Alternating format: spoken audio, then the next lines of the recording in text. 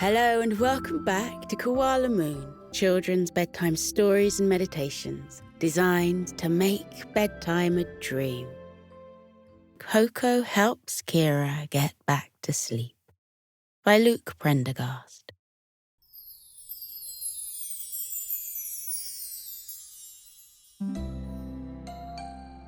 Deep in the heart of a faraway forest stood a cozy wooden cabin. Inside the cabin lived a family of koalas. One evening, the whole family sat at the dinner table in their little wooden cabin, eating a delicious meal of eucalyptus stew. Kira, however, was rather fidgety. She simply couldn't keep still. She kept hopping up and down on her seat and wiggling her bum and wiggling her little toes. "What's going on with you this evening, Kira?" their mum asked her gently. "I've never seen you this restless before. Is something wrong?"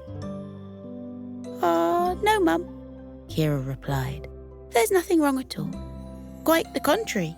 In fact, there's something very right." Her mum raised an inquisitive eyebrow, and Kira explained that the next day her year at Sleepy Forest Elementary School were going on a school trip to the other side of the forest, where there was a high ropes course.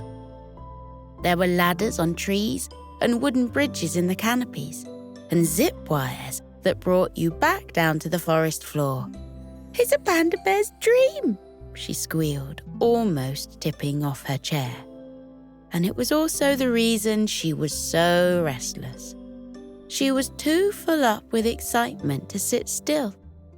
She simply couldn't wait for tomorrow to come. Koko and Kira's mum laughed a sweet, chuckling laugh. "Well, I'm very excited for you too, Kira. But you're going to have to settle down and eat your food and get a good night's sleep. You're going to need to be well fed and well rested for all that tree climbing tomorrow." As per usual, her mother, who was a very wise koala indeed, was right. Kira did need to make sure she had plenty of energy for her school trip, so she did her best to keep her excitement under control, and she finished off every last mouthful of her eucalyptus stew. She even asked for seconds. When they had finished their dinner, Koko let out a big yawn. And because yawns can be terribly catching like that, Kira let out a big yawn too. "Wow," said Koko. "You might actually be tired, Kira. Come on, let's go and get ready for bed while you're yawning already. Hopefully you'll be able to sleep the whole night through." Koko and Kira went to their room. They changed into their pajamas. Koko wore a blue pajama shirt and some blue shorts because blue was his favourite colour, and Kira's favourite colour was purple. So she put on a big purple t-shirt and pulled the purple bow out of her hair. They went to the bathroom and brushed their teeth, making sure they brushed for a whole minute on the top and a whole minute on the bottom. They pulled faces at each other in the bathroom mirror to keep themselves occupied. All kinds of monstrous faces, until soon enough the time was up. They spat their toothpaste into the sink and wiped away the bits that had dribbled down onto their chins. When they went back through to the bedroom, their mum had already been in to pull the curtains closed.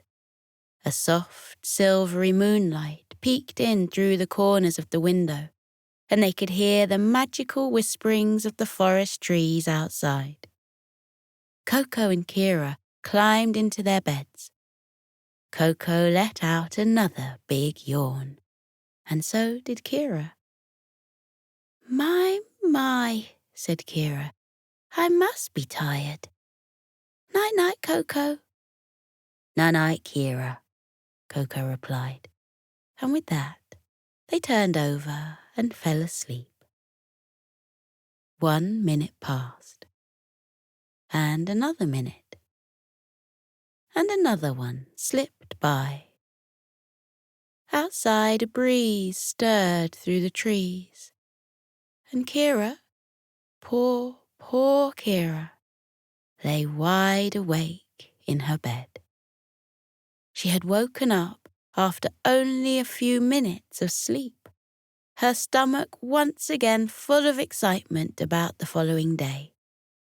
She turned over in her bed, first this way, then that way, trying her best to find a comfortable position that would send her straight back into the land of dreams. But try as she might, she could not. Eventually, Kira's twisting and turning roused Koko from his sleep. He turned over and looked at her across the room and said, "Oh, dear Kira, can't you sleep?" Kira let out a sigh. "Oh, I'm afraid I can't, Koko," she said. "I fell asleep for a few minutes there, but then I woke up full of excitement, and now I can't get myself back to sleep." "Well," Koko whispered, "the best thing to help you fall asleep is to concentrate on your breathing. Your breath carries the special magic of sleep on it.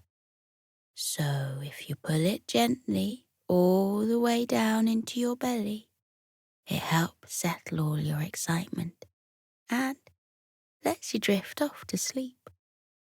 Do you want to try it, Kira? Why don't we try some deep breathing together?" Kira said that sounded like a good idea indeed. So Koko told her to take a deep breath all the way down into the warm bottom of her tummy, and then he told her to let the breath out slowly. They breathed in, and they breathed out. You have to feel the breath go all the way down to the tips of your fingers and the tips of your toes, Kira, Koko told her. Kira did as Koko said. She took a deep breath in and felt it tingle all the way down to the tips of her fingers and the tips of her toes. Then she let it slowly out. She felt her body relax as though it were carried on a big, fluffy cushion. "Has that helped?" Koko whispered. "I definitely feel more relaxed," Kira told him. "But I haven't been able to fall asleep. What do you think I should do?" "Well, we'll have to try something different," Koko said. "Do you want to know what I do whenever I can't sleep?" "Yes, please," replied Kira. "I count sheep," he said. "Count sheep?" asked Kira. "What does that mean?" "It's a method for falling back asleep," Koko explained. "You close your eyes, and in your head you imagine sheep grazing in a beautiful grassy field. In the middle of the field is a fence, a low white fence. And one by one, the sheep run along and hop over the fence, one after another, an endless stream of sheep, and you count them as you go. The theory is that counting sheep is so monotonous that you'll fall back asleep again without even knowing it. Would you like to give it a try?" Kira said that it was certainly worth a go. "Close your eyes then," said Koko, "and do what I just said. Count the sheep." Kira closed her eyes, and just like her big brother had told her to, she pictured a beautiful green meadow with lots of sheep grazing on it. The sheep were so big and fluffy that they looked like big puffs of cloud sitting on the grass, munching away. Then she pictured a white fence in the field, and then one by one, she nudged the sheep in her imagination to start jumping the fence. First one, then 2, then 3, 4, 5, and 6, 7, 8, 9, 10. She counted 20 sheep, and then 30 sheep. She counted 50 sheep, and then 100 sheep. By the time she got to 217 sheep, Kira decided that, as fun as it was, this counting sheep method was not successfully sending her off to sleep. "Koko," she whispered, "I counted 217 sheep. The field is pretty busy with sheep now, but I still can't fall asleep." "Okay," Koko replied. "Let's try something else then." He slipped out of his bed and turned on their nightlight, which was in the shape of a little pig. Then he perched on the side of Kira's bed. "Do you think a cup of hot chocolate might help you fall back to sleep?" he asked. Kira nodded. "I think it might." "Okay then," said Koko. "I'll go and make you one now. I won't be long." "Thank you, Koko," Kira said. Koko went out of their bedroom and climbed the ladder down into the lower section of their cozy little log cabin. Everyone else had gone to bed now, and the kitchen was only lit up by watery moonlight coming in through the windows.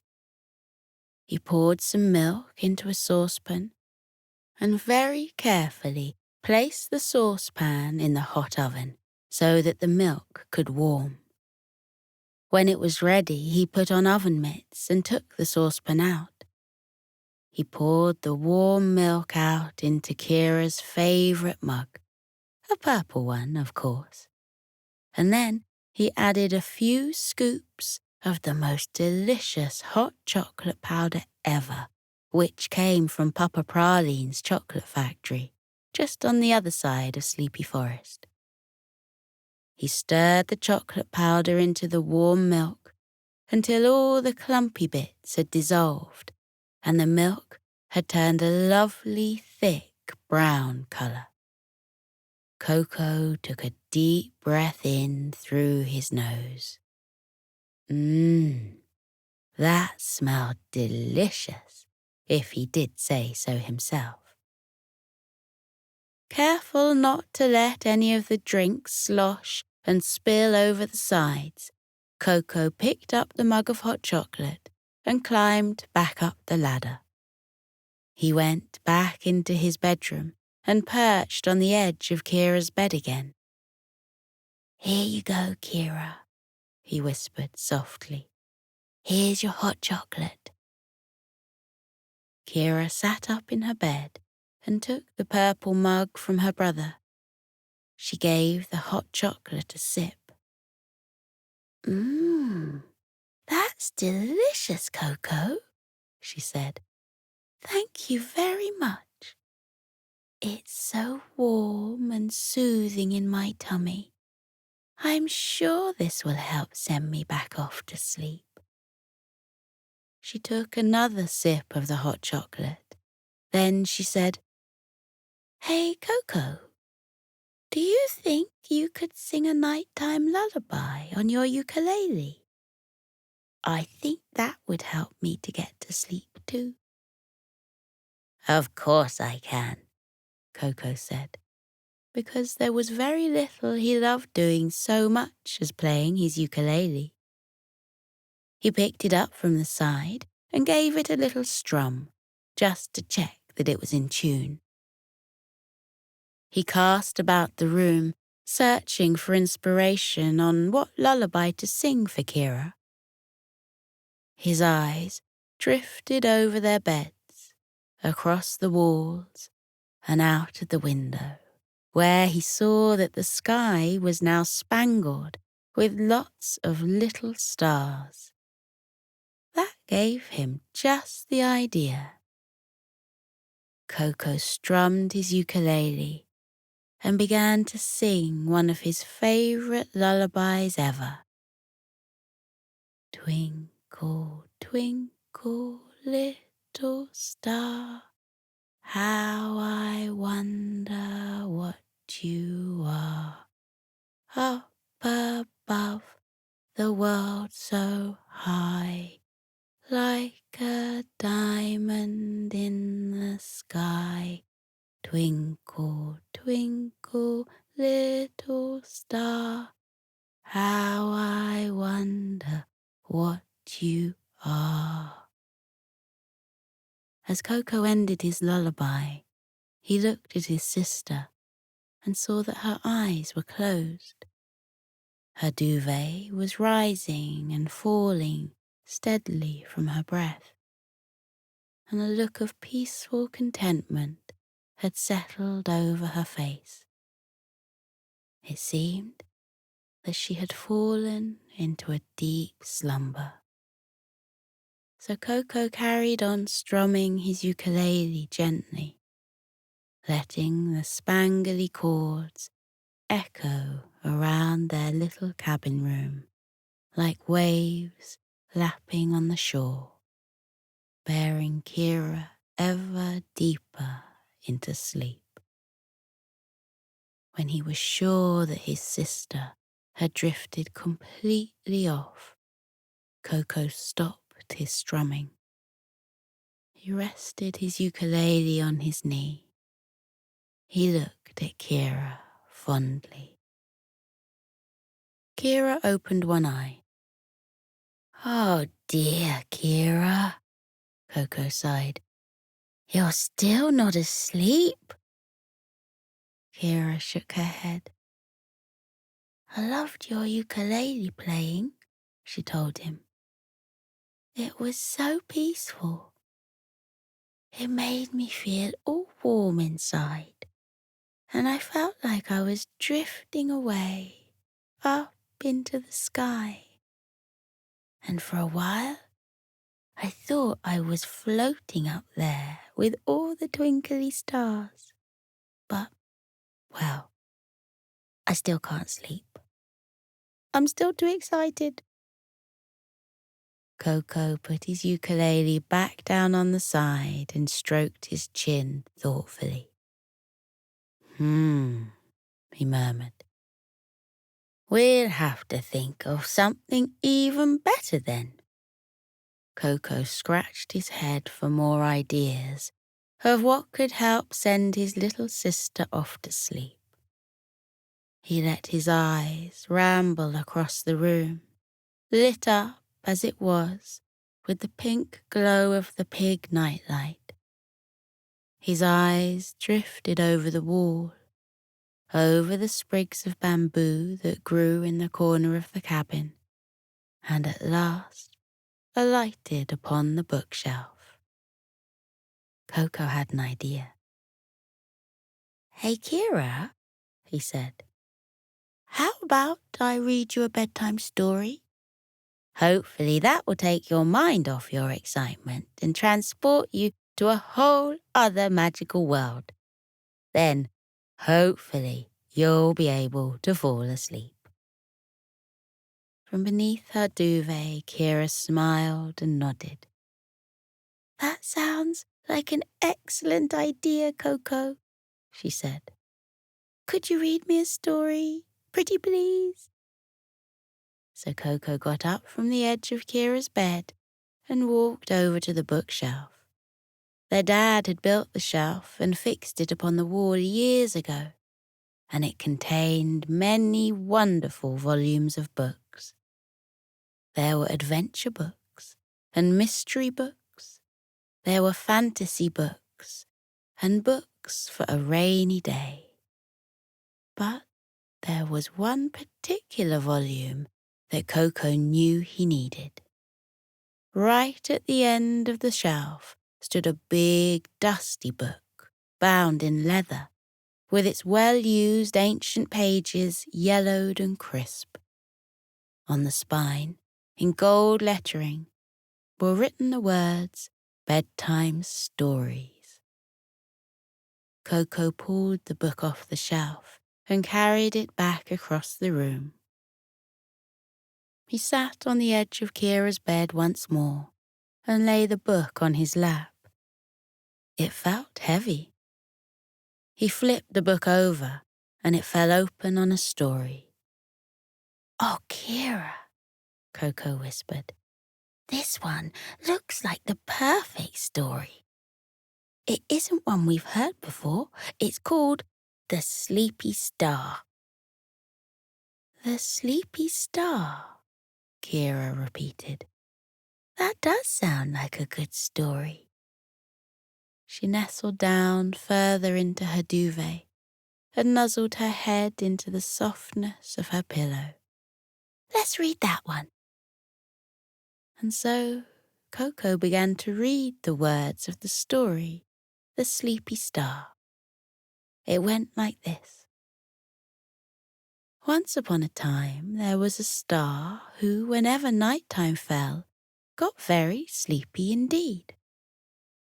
Now, this doesn't sound like such a bad thing to us creatures who live on the earth, who fall asleep when darkness sets in. But it was something of a problem for the star. That's because since the beginning of history, it's the star's job to be awake at night and twinkling. And then when daylight comes, that's when the stars get to close their eyes and rest. But this little star, she got tired at night. And so, when all the other stars were out twinkling and shining, she'd yawn and drift off, and her eyes would close, and then her light would go out. When this happened, the other stars would wake her up. "Come on," they would say. "You have to stay awake. It's night time, and we need your twinkling." And then the little star would peel open her eyes and concentrate on being awake. And that would work for a little while. But sooner or later, and it was always sooner, she would drift off back to sleep, and her light would go out. The other stars did everything they could to try to solve the problem. They took turns at prodding the little star to try to keep her awake. But that just resulted in the little star becoming tired and grouchy. No one likes to be prodded like that. They even tried telling her stories all night to keep her entertained. But the stories didn't work. The sleepy little star would just fall asleep right in the middle of them. Finally, they investigated whether she was getting enough sleep during the daytime so that she had enough energy to twinkle at night. And what they discovered was that she was often awake during the daytime when she ought to be asleep. They scratched their starry heads about this. What a topsy-turvy little star that sleepy star was. They just could not think of what to do about it. One night, while they were trying to keep the sleepy star awake, the silver moon sailed past them. The moon was renowned far and wide for being one of the wisest beings to voyage across the skies. And so, the stars told the moon about the sleepy little star's predicament. They explained that she slept at night and stayed awake in the day, which was entirely the wrong way around for a star. Could the wise moon think of any solution for their dilemma? The moon stroked his silvery chin while he contemplated the problem. It was a tricky one indeed. But the stories of the moon's wisdom were not unfounded, and soon enough he came up with a solution. "This sleepy star," he said, clearly doesn't like to twinkle at night and sleep during the day. So instead of changing him, why don't we all just accept him for who he is? He's a day twinkler, not a night twinkler. So perhaps you should let him do just that. All the stars scratched their heads once again. They'd never considered just letting the sleepy star be the way the sleepy star was. That was a rather inspired idea from the moon, they agreed. Smiles began to spread across the faces of all the stars, including the sleepy star herself, who rather liked the idea of being allowed to twinkle at the time she preferred to twinkle. That's a wonderful solution, the stars told the moon. But there is just one problem. And what might that problem be? The moon asked the stars. Well, piped up one star, stars twinkle at night. That's what the very name star means. So if this sleepy star here isn't twinkling at night, should we still call her a star? The moon agreed that this was a very good point indeed. Perhaps, in that case, he suggested, they ought to give the sleepy star a new name. Good idea, the stars agreed, but then they frowned. What name should we give her then? The moon smiled at them. Best to ask her, don't you think? He said.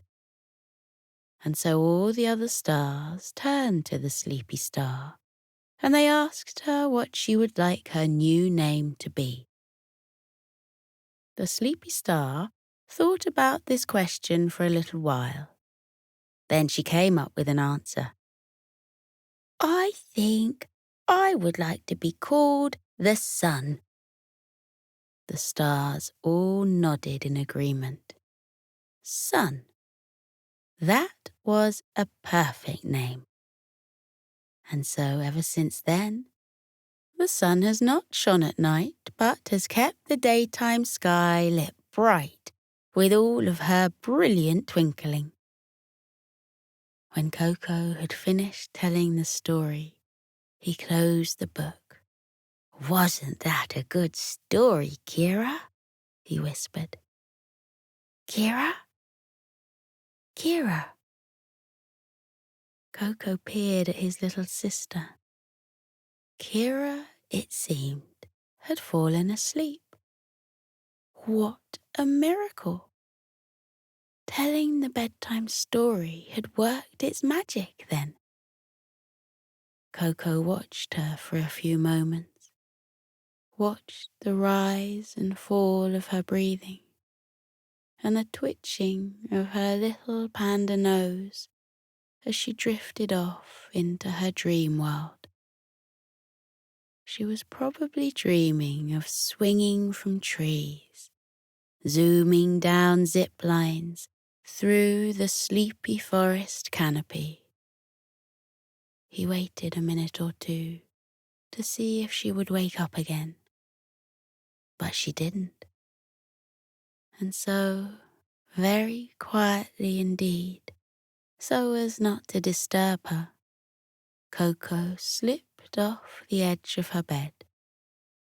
He returned the book of bedtime stories to the shelf where it belonged and slid under his own bed covers. It was warm in there, so soft and cozy, just perfect for falling asleep. Koko let out a big yawn. He was very tired indeed now.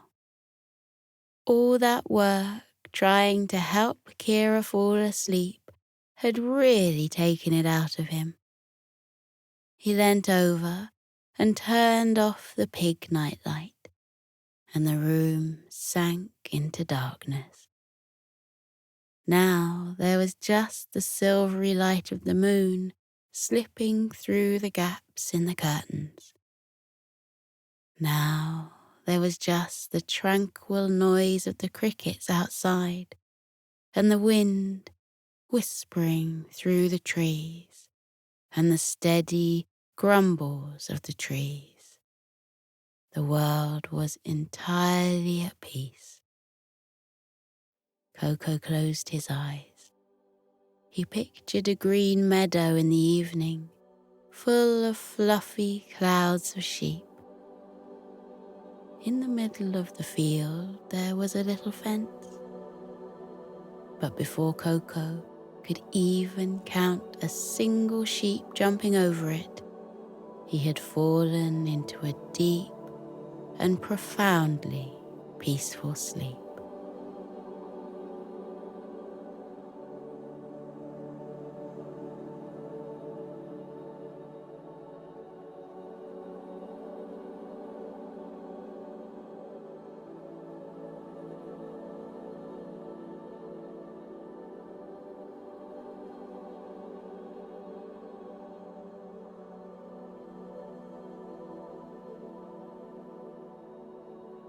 Now we're floating into a deep and peaceful sleep. Feel how your muscles are relaxing. Your arms are heavy and your legs are too, as they loosen and release any tension remaining from the day. Feel how you let your body fall into the cozy warmth of your bed.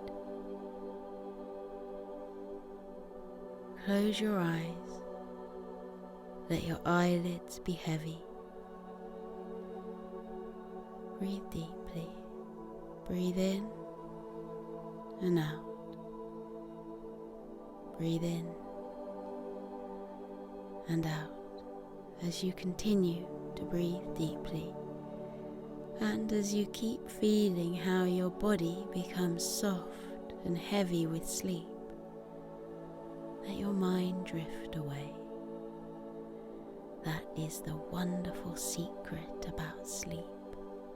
While your body rests, lying heavily in your bed, your mind is set free, like a bird taking flight from a branch and flying up and up and up into the air. Feel how your mind loosens now, like a balloon that has been untied from a fence, and floats up and up and up like a bird.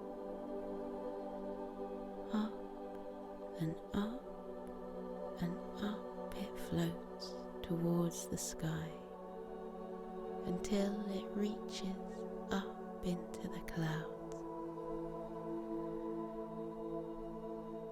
Imagine that you have risen up high above the world and your head has poked up through the clouds. Then spread out all around you in the silvery moonlight, white fluffy clouds that look like cotton wool or marshmallows. They look so soft and squishy. You can lie back on them and roll around in them. Try it now. Lie back in the soft cradle of the clouds. Feel how they swirl and wrap around your body, holding you gently in the world of sleep. Clouds come in all shapes and sizes. Some are big and fluffy, some are slender wisps. Some look like puffy mushrooms, and others look like paintbrush strokes that have been left on the dark sky. Let your body relax. Let your mind relax too. Let your mind float off into sleep. peaceful. You are safe. You are being held in the cozy warmth of sleep. With your eyes closed, let your mind drift up, up, up and away. In the world of dreams, you can go anywhere you like. You can float on blue oceans with ripples and tufts of waves. Or you can visit castles built in the sky with spiraling turrets and drawbridges over sparkling moats. Or you can wander into the peaceful woods where the birds are twittering and the trees are dense with dark green leaves. Breathe in and out. Breathe in and out again as you fall more deeply into your cozy sleep.